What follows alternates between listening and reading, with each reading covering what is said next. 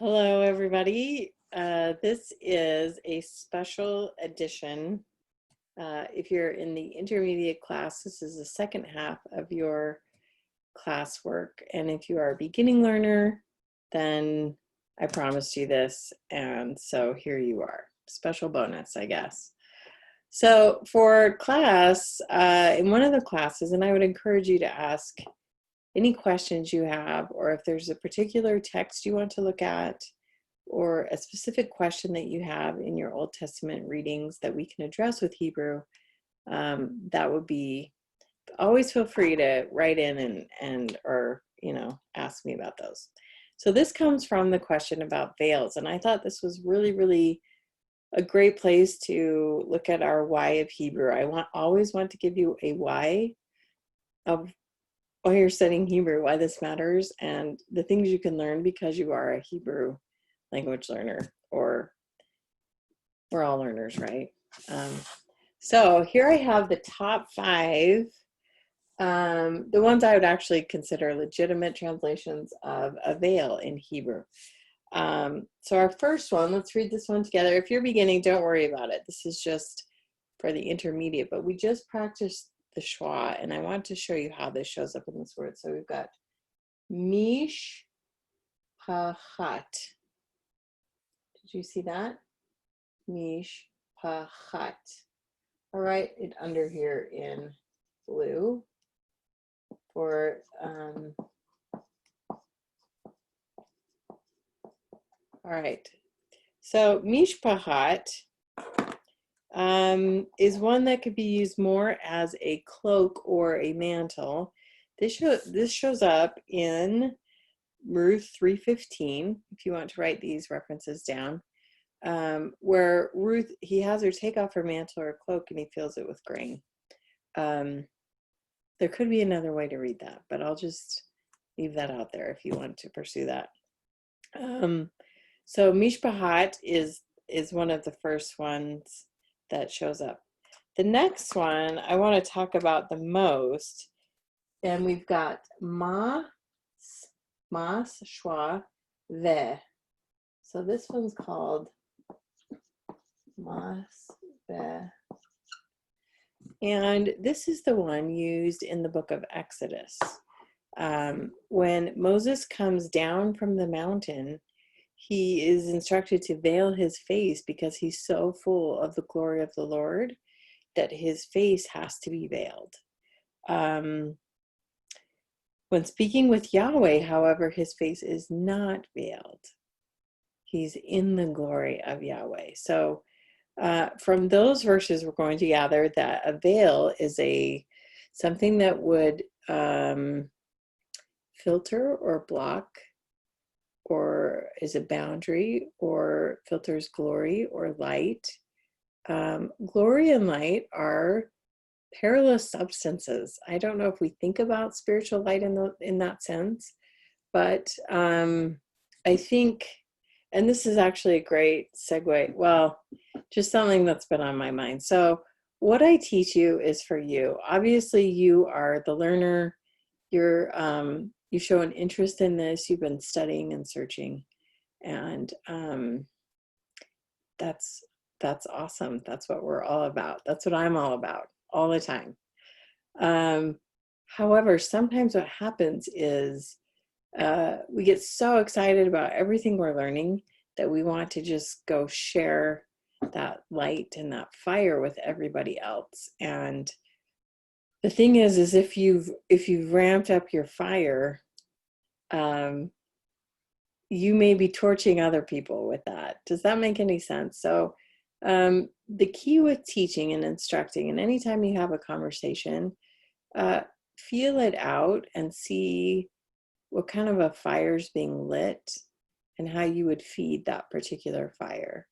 It may be that you just, for the most part, unless you have someone who's like, throw on logs, and you guys are great students. I'm always getting requests to throw the logs on, and I love that.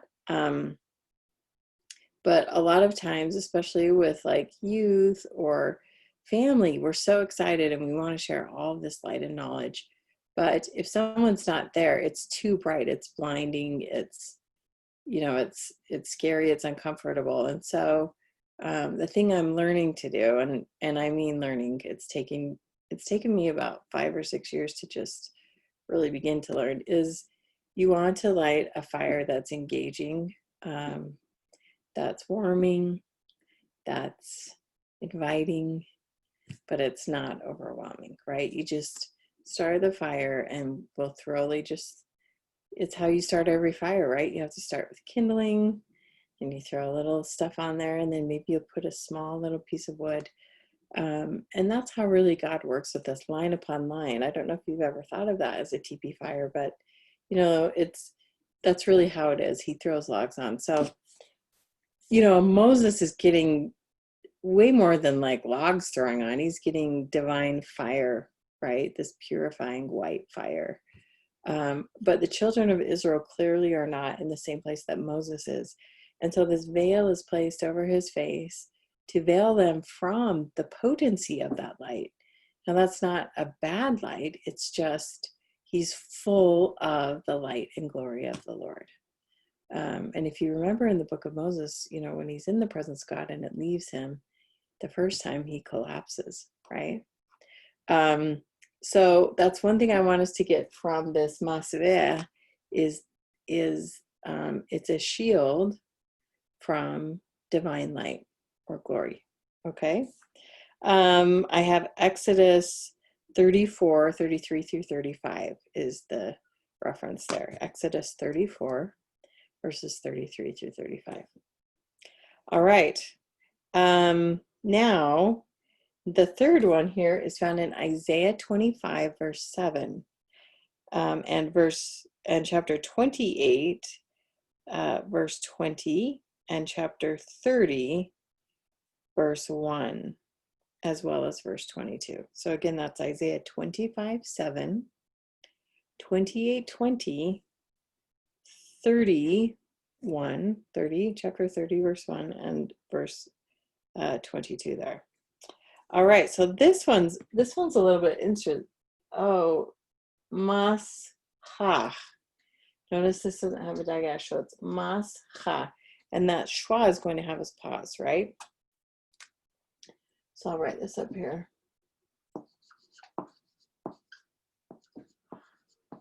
Now, a lot of times, if you see, this is the same sound as this. This is a hard H. So a lot of times you'll see that written as CH. Beginning students, that's why you see Hanukkah as Chanukah, right? So that's mascha. It's a really, that's a chet kind of a sound. And this is a covering, but it's kind of a really interesting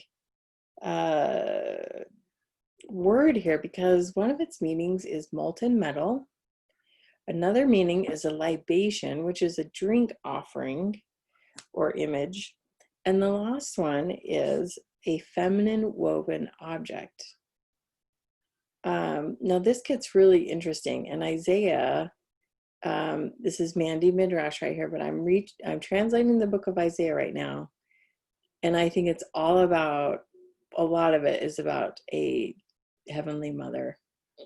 And so there's a lot of ancient text that talks about her weaving the veils, right? And she weaves this harmony and this cosmic harmony and this tapestry of sound and light. And I think that one's really, really interesting. So that's another one we have. Now, I want to stop and point out something about the etymology of these words. Notice that all of these first three start with the letter mem. And if you remember, mem is, it stands for water, and it stands for chaos on your little ancient Hebrew sheet. And if you think about the formation of worlds, life, there is a veil placed over the world. Anciently, if you talk to a a Hebrew student, the veil placed over the firmament is called rakia.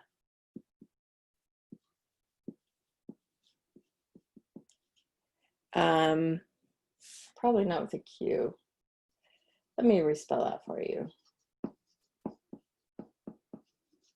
I know this is a really long answer to the question, but I want to make sure we're covering the why. I don't want to just give it to you.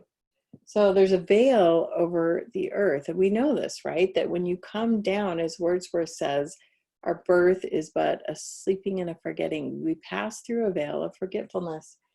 And it's said that there are 4 veils around the earth. So we've got earth,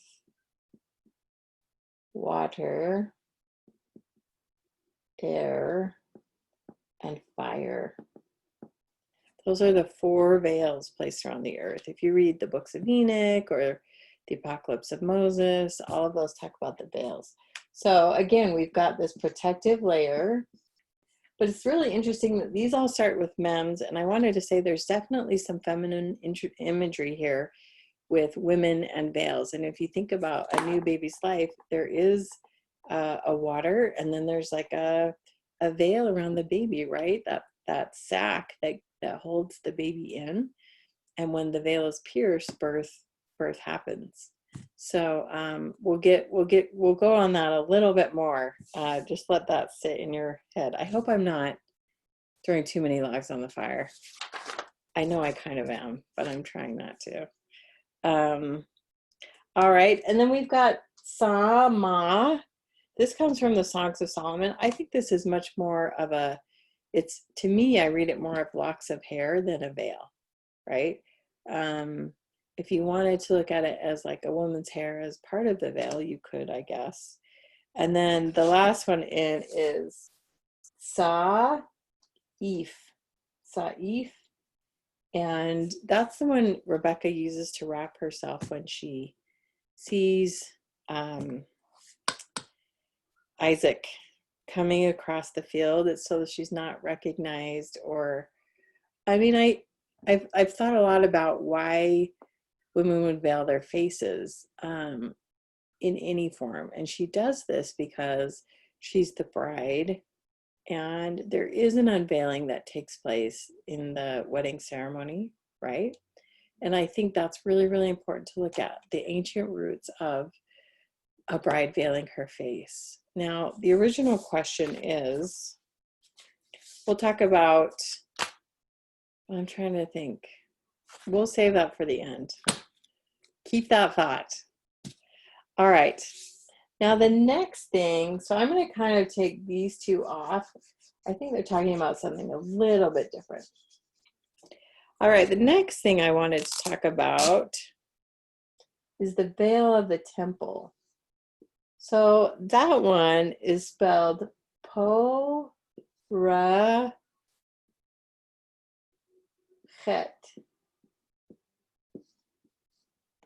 All right. I've always known it as Paroket. So I don't know, something like that. You can transliterate it however you want. Also, notice these are all feminine endings. Ot and et and ot and et, all feminine endings. So clearly veils have a lot to do with women. And that's just in the language. That's just in the syntax. You're starting with this and you're ending with that. I think that's fascinating. Again, Mandy Midrash, I'll just say that right up front. But those are all feminine endings. So the Paroket is there a dagesh in there? There's not. Is the veil of the temple, and it separates the Holy of Holies from the holy place.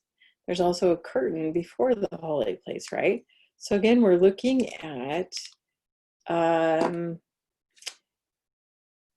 veiling glory, veiling light, veiling the sacred from the profane, right? And that happens in a lot of stages in the ancient temple, because you have the outer court, and then you have the inner court, and then you have the holy place, and then you have the Holy of Holies, right? So you're going from different space into more sacred space at each step. All right, and there's a boundary, there's a barrier between those spaces. So this gets translated as a screen or a separator, and this is the one you've got a billion times in Exodus, Leviticus, Deuteronomy, which is really interesting. Our oldest actual Bible book is Job. So I'm a student, and I found that the further back I can go, I think the more true to the original it is. So Job has a lot of interesting things about the heavens being measured out and spanned and woven by a goddess. The god is measuring and doing the spans with a compass and a square, and then the mother is weaving. So really, really interesting things. But this is the word used for the veil of the temple, and it's a screen or a covering. It also gets the word for the mercy seat is kafaret or kafaret. Oh, kafaret. Sorry, I'm doing the verb kafar, which is to cover. So kafaret is the covering or the lid. What's happening on the lid of the Ark of the Covenant. And kafar is the Hebrew word for to cover sin. Sorry, I'm struggling with this marker. It's blue and it's new. So that's kafar, that's your verb. Sorry, this marker, kafar. And then this ending, again, this et ending is a feminine ending. Try not to be too language intense, but we've got kaf, pe, resh, tet. Kafaret is the covering, and the atonement is called a covering in Hebrew. Okay, so where am I going with all of this? Why does this all have to do with veils? The original question is, why would a woman veil her face? And this is just my conclusions based on everything I'm trying to show you. I encourage you to look up these references and look at it. If a woman's face is veiled, and when she's married, the veil is taken off,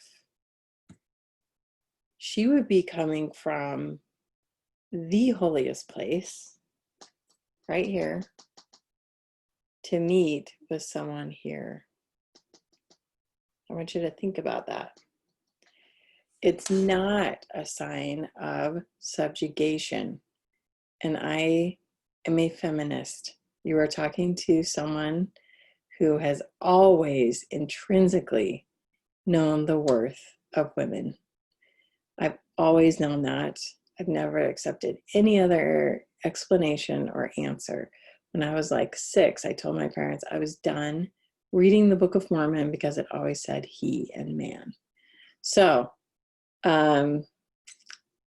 yeah, initially this concerned me. I had this question for many years before it was answered. But based on all of this ancient work that we've looked at, a woman is full of divine glory, and there is a veil. And when that veil is lifted, then the man and the woman are partakers of glory. If anything, it would elevate the status of a woman.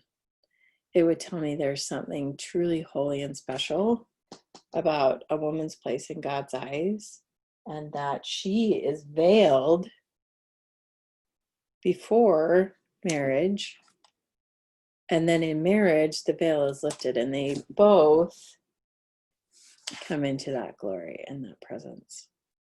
All right, now here's another really interesting, there's a couple of different levels to go even deeper. So if that's plenty right there, push stop and think about it. As Jesus said in 3 Nephi 17, if you need to ponder that, just go ponder that. All right. Don't even worry about what else. Or ponder it and come back and watch the rest of this. Again, that's the really hard thing about teaching over the internet, is not being able to gauge my audience lifetime. So be good to yourself and take the light and glory as it comes. And if you're overwhelmed and if it's too much, then go to your homes and ponder it as the Lord instructs in 17, and just think about it. Let this work on you. And again, these are just little road signs. Let the Spirit actually teach you. Let the text teach you. So here's the next thing. So brides, the only covenant that a bride actually cuts in ancient Hebrew religion is at marriage. And I'll probably do a special with some of you as far as this book that explains the whole engagement and betrothal process. But men's covenant is cut through circumcision. That's how you show you're a son of the covenant, is that the foreskin is cut, and that's a sign of the male covenant. Now, the woman also has a cut, but it happens at marriage, and that's when the hymen is broken as a result of getting married. And then the couple is taken to this room, and the best man actually stands outside. And when the marriage is consummated, I should say, there is a cutting that takes place. There is a veil actually built into the woman's body, and that is cut or pierced, and that's how the marriage is consummated. That's what makes it legal and binding. And it's a covenant cut. You never make covenants in Hebrew, ever. You don't make a covenant, you cut a covenant. It's made with blood. And so when that happens, the bridegroom, listen to this, calls out to the best man, "It is finished." Have you ever heard those words before? And that's how the marriage is actually like legally binding. The covenant is cut. And if you notice, looking back in history, ancient kings and queens, when they were married, they would always look for the blood on the sheets, right? You'd have people come in and make sure that that's where that tradition comes from, that it's actually a cut covenant. So the woman's body actually perfectly mirrors this. And that's why it's fascinating to me that we've got mems and all of these ets and as endings. So clearly, here's one last thing. I'm trying to contain myself. In Genesis, a man is created. He's made, right? Adam is created or made. Eve is built. The Hebrew word there is bana, and it means to build. And you know where else you're going to see bana? This verb right here. Bana. It's used for a house, like building a house, not like sticks and stones, 3 little pigs, like a house of God or the house of Jacob, but the temple. The temple is built. It's not made. So that's a beautiful layered meaning. And I won't go into it now, but Gothic cathedrals, if you want to research this further, Gothic cathedrals built by the Templars based on ancient patterns and designs are built like a woman's body. The interior is built like a woman's body. I'm not making this stuff up. And I don't mean to leave you with that teaser trailer, but I will. So clearly, the intent of the question about why a woman would veil her face actually has more to do with her holiness and her sacredness and her glory being unleashed on, and I mean unleashed, on a worthy person in a proper time and place. I think if we taught morality like that, it'd be a very different story. And now, not to just say like this is all just woman power, because if you notice in the book of Esther, the roles are reversed. Esther goes into the presence of the king. And so we need each other. There is no woman without the man and no man without the woman. But in a ceremonial sense, for a woman to be veiled is not that she can't see. She's on the other side of the veil. She's already on the other side of the veil. And by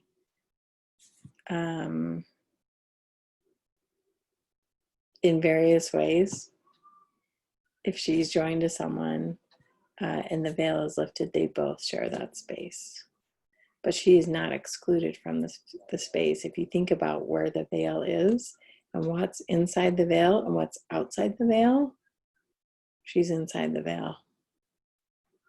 So there you go. You should feel, I hope you feel better. And I hope you feel like there's an ancient precedent that we have not been educated on that's powerful and meaningful, and that your place is meaningful and powerful, and your body is built like a temple, and only worthiness should enter into it. And that has, I mean, I think anciently we inherit this very Victorian sense of morality, but anciently sexuality was part of life. It was part, you wanted to have a family, you wanted to consummate the marriage, you wanted all of these things, and we tend to shy away from talking about it, but anciently it's a really big deal, and it's part of everything. You can't write that out. And so the uppermost heavens are male and female joined together. That's where the power comes. So anyway, I kind of really went off. I didn't intend to go off that much. I don't know if I'll send this out or re-record it, but if I do, it is sent with my sincere prayer that you'll ponder this, that you'll think about it. If it's not important to you, let it go. Don't even worry about it. You can do whatever you want. If it is important, here's some of the clues for you to start looking at this. And again, I'm just a person talking. You need the scriptures, you need the Spirit, and you need your own witness about things. But we need to know the context. Remember, my big thing, which I've learned from my teacher, text and context. Here's some of the text. I've given you some of the context. Now you need to apply that to different scenarios and different things that you're looking at. And that will hopefully guide your questions and guide your study. So that is our why for this week. And I hope you're all doing great. And here's to greater light and knowledge.